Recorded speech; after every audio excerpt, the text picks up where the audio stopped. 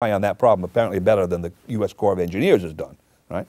If you're living in other areas, you're going to have other problems to deal with. Now, the picture that comes to my mind now, let's take Virginia, for instance.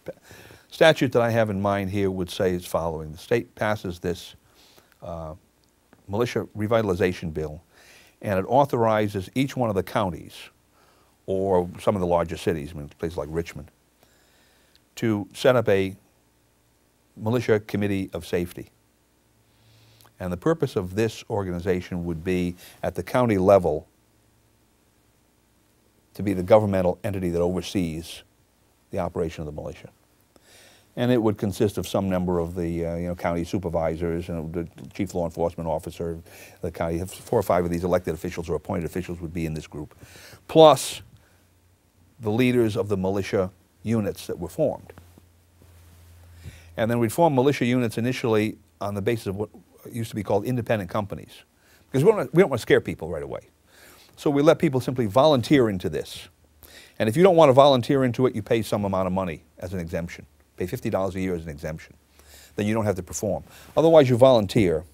And what we want you to do in your independent company is to structure yourself on one of whatever, 20 different possibilities.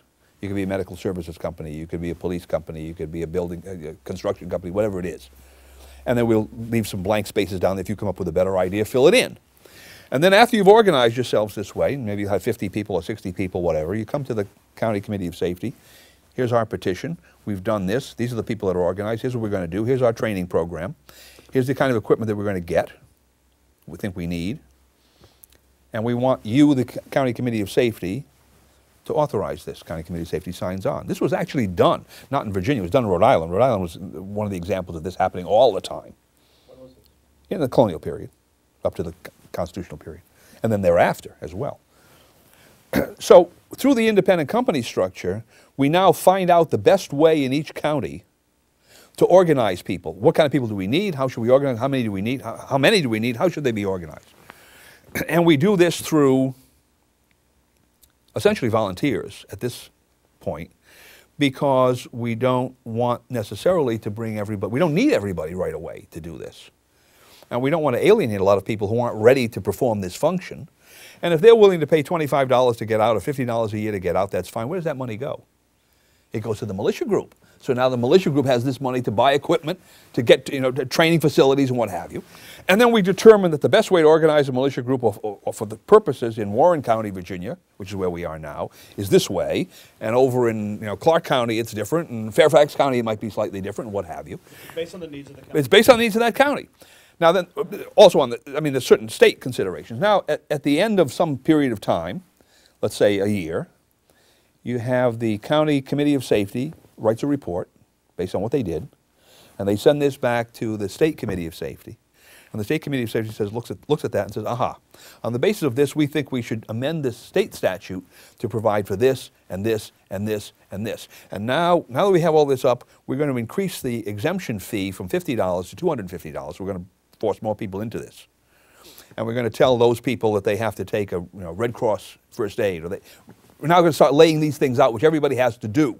So that at some stage down the line, maybe it'll be 5 years, maybe 10 years down the line, this country is going to look, this state, let's just say the state of Virginia, if we're the only ones that did it, we're going to look as well prepared as Switzerland for any kind of emergency. We don't care what it is. Natural disaster, epidemic, economic collapse, attack by the Chinese, you name it, we're going to be as well prepared as we could be. We may not have nuclear weapons to retaliate, but otherwise we're going to be as well prepared at the state and local level as we could be.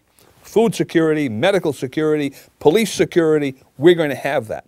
None of which we have now. I should say police security, we have some of that, but not at the right level, and they're depending too much on Washington in any event.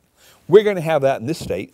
It will be maybe different in Nebraska, maybe different in Massachusetts, California, what have you.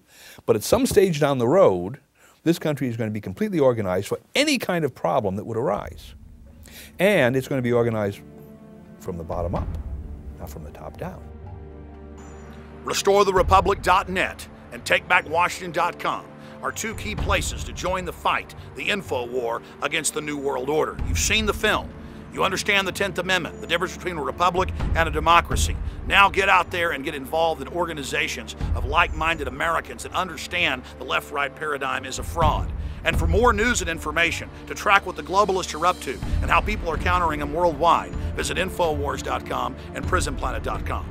Thank you for watching Don't Tread on Me, Rise of the Republic. This film and other documentary films that are out there are vital to getting the word out to the people of the world to understand the type of global system that's being set up. That's why the establishment is moving to censor the internet and censor alternative press and films, because we are kicking their butts together. And this film goes a long way towards realizing that dream of liberty and freedom and a republic in our time.